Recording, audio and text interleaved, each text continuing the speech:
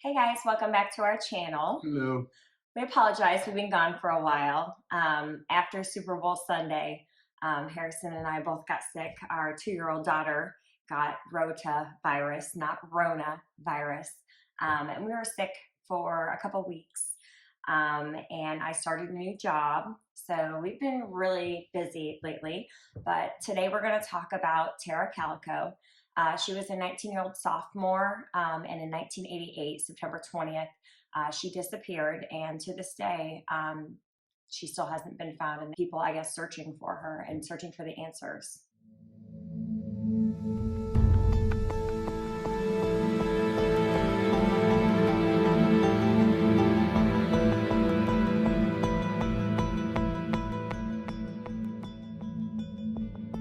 Tara Calico was a 19-year-old sophomore who attended Valencia College in New Mexico. She shared a home with her mother, Patty Doyle, and her stepfather, John Doyle. And Tara was very active when she was in high school. She did track. She was a cheerleader. She liked to do a lot of sports. She also played tennis and did a lot of biking. Not like mountain biking that I would think you would do out in New Mexico, but like long distance biking, which you see people on the side of the road doing. Yeah, long distance, as in like 17 miles. On the morning of September 20th, 1988, Tara set out on her bicycle to go the 17-mile jaunt. Now, the counties were kind of far away from each other, so she stayed at, what is it called? The Rio communities, like in that area. And there was a 17-mile bike ride that led to the adjoining community, and there were a set of railroad tracks that she went and turned back.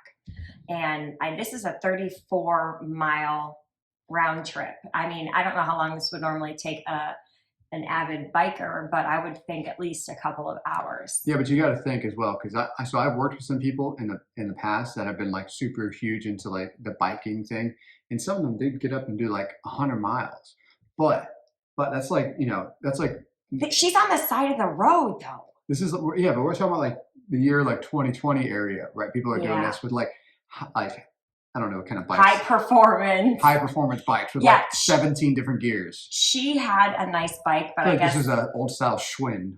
It was a Huffy. Okay. It was a Huffy. So her bike, the day before, the week before, she got a flat tire on her bike. And, she's like, I'm going to borrow my mom's bike, and her mom used to go with her on these bike rides. But her mom had mentioned something about she felt like they were being followed. So her mom never or decided not to be going with her anymore. And Tara was just like, oh, my mom's overprotective, blah, blah, blah. So Tara went on this bike ride September 20th, 1988. She was very punctual and very regimented. She was rarely ever late for anything. If Tara was late, something was wrong. So on this morning, like no other, Tara gets up, goes on this bike ride. She tells her mom, I have a lunch date with my boyfriend. His name was Jack Cole at 12 o'clock. We're going to go play tennis, have some lunch, and then I have nighttime classes that I'm attending. If I'm not back by noon, 11:45, come find me. I got a flat tire, something happened, whatnot. So Tara sets out, and like we had mentioned before, it's very rural in this area at this time. Now in 2021, it's a little bit more built up, but you have to think this is back in the 80s. There was no cell phones. And it was a small town then, and it's still a pretty small town now. It is. But, there were not gas stations at every corner. So she was biking in a very rural area. So this kind of plays into the story we're going to tell you guys. So about 9:30 that morning, Tara leaves to go out on her bike ride, right? And she's using her mom's pink Huffy, and she loaded the band Boston's tape into her bright yellow. Tape. For all of those, all of you youngsters. I thought you were saying I thought she was telling me I messed up. No. I'm like, I said tape. Didn't I say tape? I grew up like with a cassette tape. Yeah. And then it went to CD, and then it went to iPods, and then now it's... Well, it's like, that's MP3 or MP4. Whatever. And now it's on. Everything's on your phone. Like, do any of you guys remember when you tried to work out with your Discman with the CD? It would skip, and you're like... Okay, whatever. Being very loud. Time travel. Okay. I'm just remembering. I'm reminiscing. This is making me remember the good old days Now where we had pause. 2 genders. Sorry if I hurt anyone's feelings there. So she loads her cassette tape into her bright yellow Walkman and takes off. Now, again, her mom was never really worried about her. She was an adult, right? Sophomore in college. Her mom didn't really think much of it. She went about her day doing her errands, cleaning the house and whatnot. But noon came and passed, and Tara wasn't home. Her mom did start freaking out a little bit. She started getting nervous because she's not late. And like we had said previously, she's pretty on time. She's punctual. She doesn't really miss time frames, and it kind of goes back to, like, maybe her mom lost track of time too because she never would pay attention because she didn't go out to, try to grab her beforehand. But she wasn't home. She became nervous. So obviously her mom went at that point to try to go find her. Yeah. So her mom hops in the car and takes the 17-mile trek. Now, this is up Route 47 to the county line. And her mom was driving, obviously, slower than she would have if she were just traveling this to get to point B. So she's looking on the side of the road. She gets to the railroad tracks, turns around, and she gets back around 12:45, and her mom is scared to death. She's like, what happened to Tara? I didn't see her at all on the route. Oh, hey, maybe she came home while I was out looking for her and she's just with her boyfriend, Jack. So her mom picks up the phone and calls Jack and says, hey, is Tara with you? Did she end up meeting up with you? And he said, I haven't heard from Tara all morning. And this sends, alarm bells to her mom. So Jack comes over and they contact the police right away. So when Jack arrives at Tara's home, boyfriend, Jack, the mom, and the stepfather, along with the police officers, go to retrace the steps again to see if maybe they can see some clues. The Valencia County Sheriff's Office, and then they started using other police forces as well. So they use state police. They use one of the neighboring county sheriff's department that's near from Albuquerque. They brought in like bloodhound teams. They went through this. They did not take this lightly. And they did all this to try to go through and, with the first 48-hour kind of mindset to try to uncover whatever they could, which did pay off because they did find some vital clues. The first day that they were out there searching, it definitely hit the family pretty hard. So, like Harrison said, they found some vital clues. 4 miles up Route 47, they did find some bicycle tracks on the shoulder, which was made out of like dirt. And it looked like the bicycle tire had spun out. Now, this did not lead them to the bike or Tara, but they were also able to find some tire tracks that looked like they were skidded from a vehicle, like there had been some sort of struggle.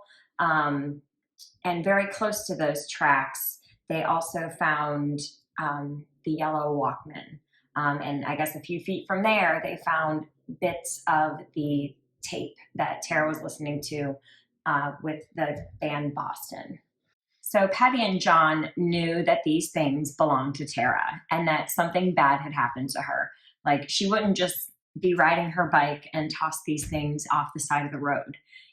Evidence showed that, something had happened and what was left of Tara was left on the side of the road. These things helped authorities kind of narrow down where Tara, had been, the possible abduction site.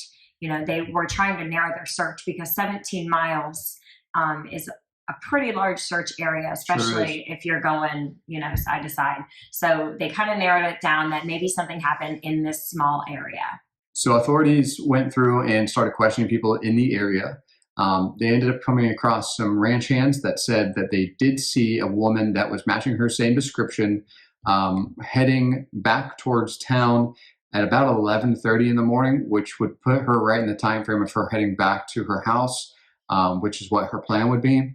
Now, this was going on a Wednesday, I think, and so oddly enough, the weather on that day, on Wednesday, was terrible. It was windy, it was rainy. The weather was so bad that the helicopters that they had dispatched out to do aerial search were actually grounded because of flying conditions. So it was the perfect chance for the weather to wash away a whole bunch of evidence. Because you got to think, out there in the middle of nowhere where there's mainly dirt and you're in a desert area, you're going to use that a lot. So if that's all blown and washed away, it's hard to recover from that.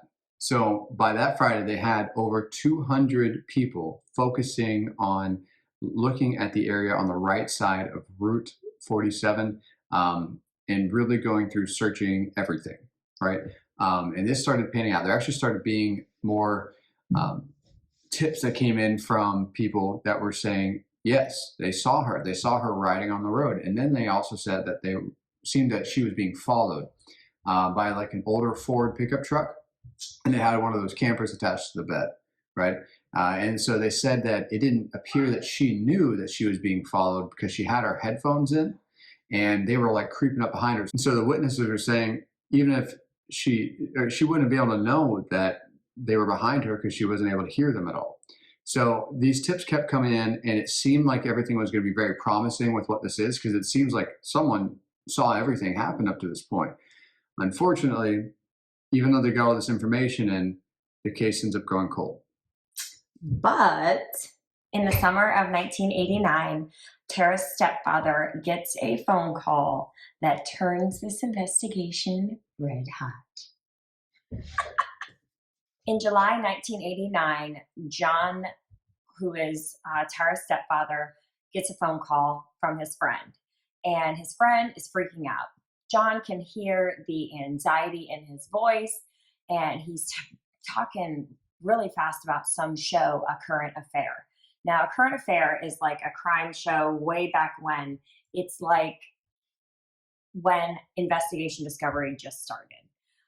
They talk about like little crimes in small counties to kind of get media coverage. So there was a picture flashed on A Current Affair, and John's friend said it is a starking resemblance to Tara. So his friend kind of talks through the episode of A Current Affair with him. So the story goes, all the way in Port St. Joe, Florida, which is in North Florida, there's a woman at a convenience store. She leaves her car and sees this like raper van with this gentleman sitting with a mustache in the front seat. Now, at first glance, this does not look weird. It's not awkward for her. She goes into the gas station, gets what she needs, and comes out, and the van's gone. But where the van was parked is this Polaroid picture, and we're going to show you guys the picture. It's very, very widely publicized. This is the photograph that John's friend said looks very, very similar to Tara. Now, the picture, there is a girl and a younger boy that are bound. Well, they appear bound. Their hands are behind their backs and they have duct tape on their mouth. Now, when John hears this, he's, crazy scared. He tells his mom or tells his wife, Patty, and they go right to Florida to kind of figure out what's going on. And they alert New Mexico police at this time as well. I think it's really weird. So they're in a small town in Port St. Joe. I've actually spent a good amount of time up there years back. It is a small town. I mean, it's like a little like community of like fishing right in the Gulf, and it is a small little place. So it's so weird that it happens to go there. All there. Yeah, it's just weird. So, and for those of you younger people, us older folks know what Polaroid pictures are. Now, Polaroid pictures is a giant camera, and the film comes out right after you take the picture. You got to shake it a little bit and then it develops. They're awesome. Yeah, I love them. They have new ones now that are like upgraded to 2021. Yeah. But like this is the photograph that she saw. It was on a Polaroid picture. So you have to ask, was that picture taken right then? Or is this a hoax? Is this real? Are these people alive? The picture was very, very scary. And that's why it was on A Current Affair, to maybe alert the media and alert the, people. Who are these kids? Does anybody recognize them? Are they missing? Is this a joke? We're actually going to take a step back. So the woman, when she found the photo in the parking lot, she was so like shocked. I mean, you got to think, especially back then, there's not a lot of like hoaxes like this that would go on, right? Nowadays with media and pictures, you can pretty much do whatever you want. So some people were saying, is this real? Is it not? Regardless, this woman was freaked out. So she called the cops right away. She gave them a description, you know, the mustache, 30, looks like he's driving a raper van. And they took it very seriously, obviously, as well, because there's, you know, you have missing kids. So they set up roadblocks on the interstate and everywhere else trying to contain the area of this was where this guy could be driving. And unfortunately, still did not come up with anything even doing this. So 6 weeks go by after this Polaroid picture is found, and you know they haven't really found anything. There's no leads. Nobody in that small area recognizes these kids. So they take it to a current affair, and that is how it got televised, and that is how John's friend relayed back to John, "Hey, we think we see your stepdaughter here." So after that, they rush directly to Florida. And they're joined by the FBI, who take the lead on the investigation at that time. Now, we want to make note that Tara was very, very into her appearance. She regularly got her hair permed. She did tweeze her eyebrows. She did wear makeup. In this photo, this girl looks disheveled. She is not wearing any makeup. She's not had her hair done.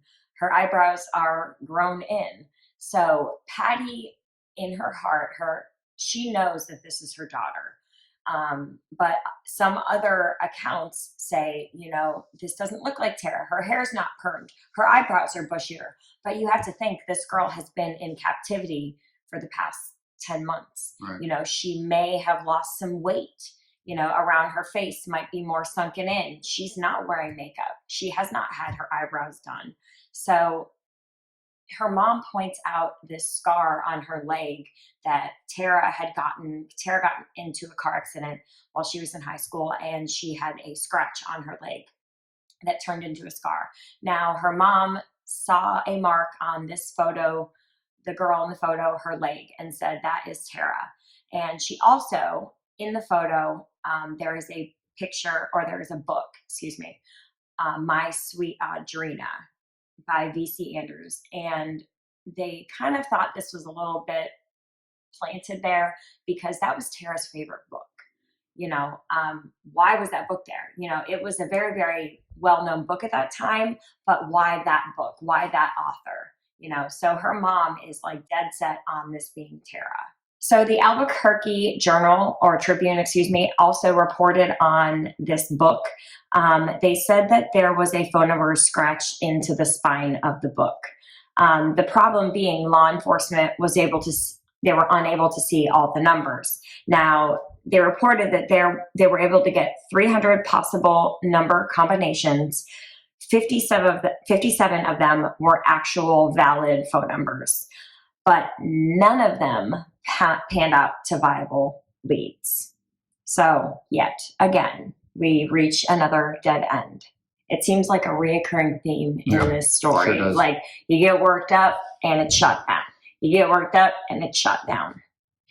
So the photo got analyzed by a few different, agencies, and the results were really hit or miss. One agency was dead set on it. Yes, it is Tara. And there was another agency that was like, well, it's kind of inconclusive. And the third agency was still yet in between. So this photo really didn't pan out to a whole lot of anything for the family. In 1991, Patty and John Doyle went through the training to become auxiliary deputies, which allowed them to work with the sheriff's office closer than regular civilians would.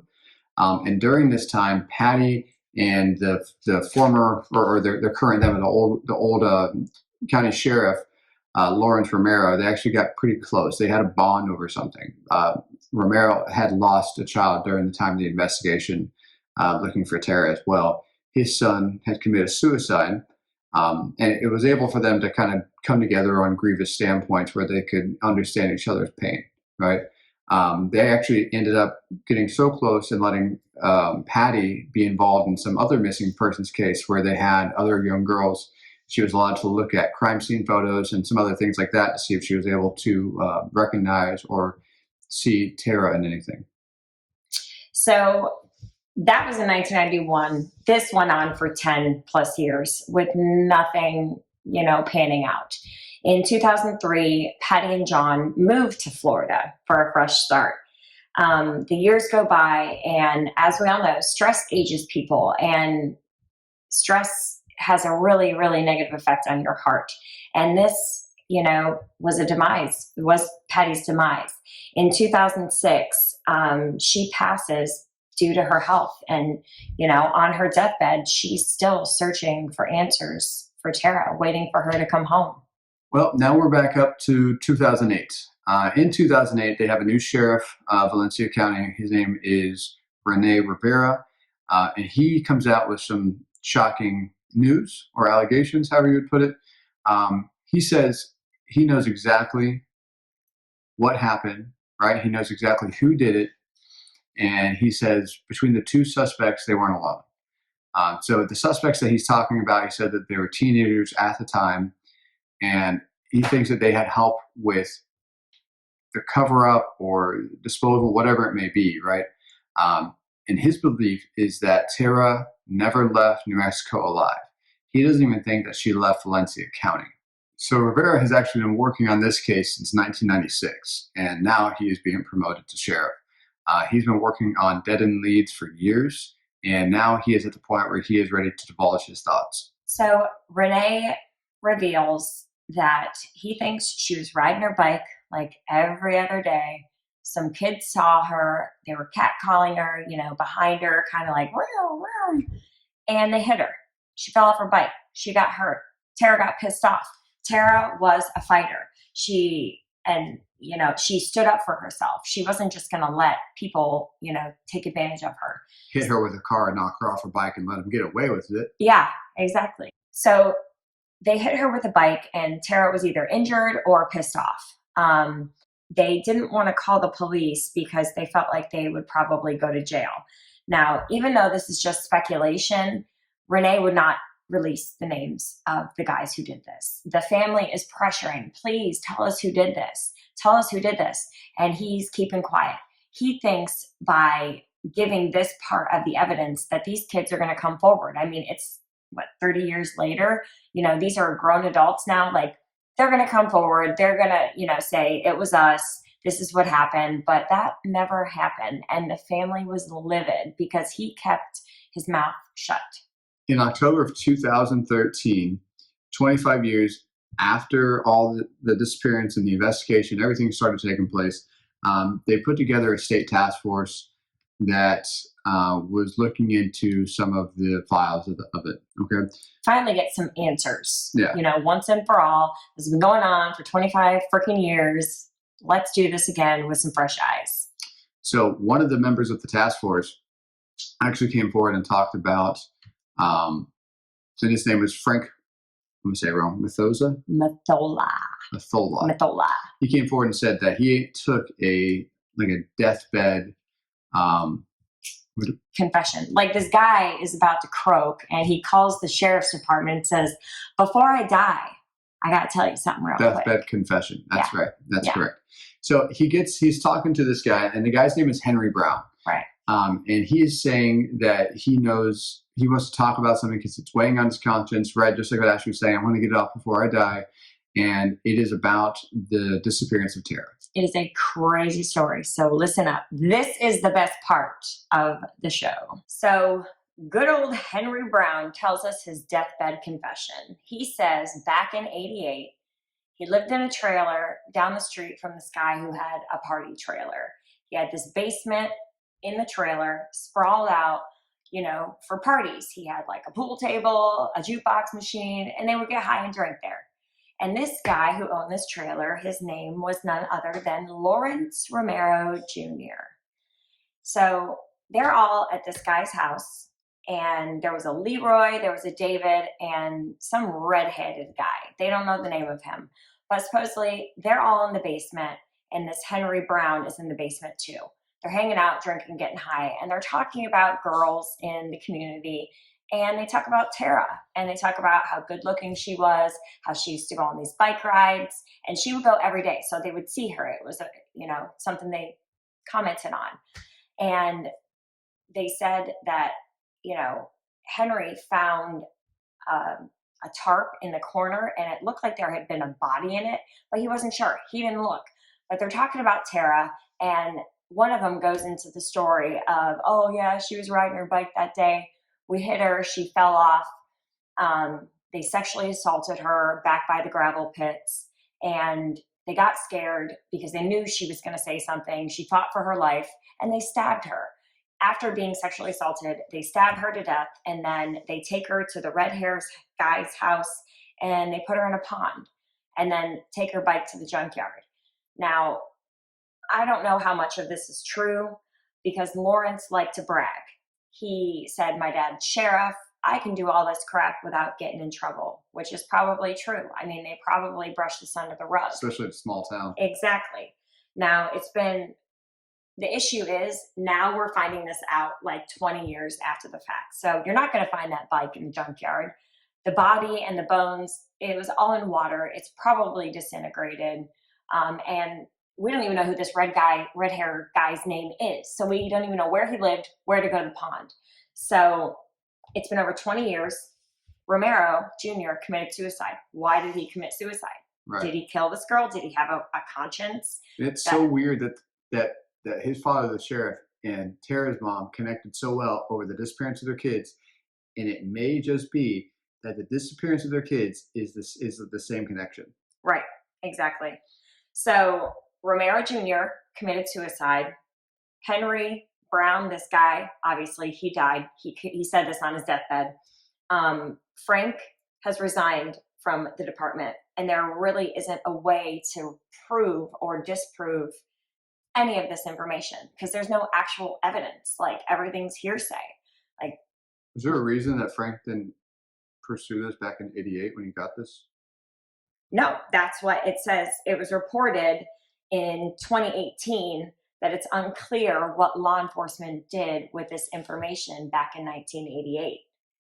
The answers are still out there, but it's been so many years that these people that have the answers are dying.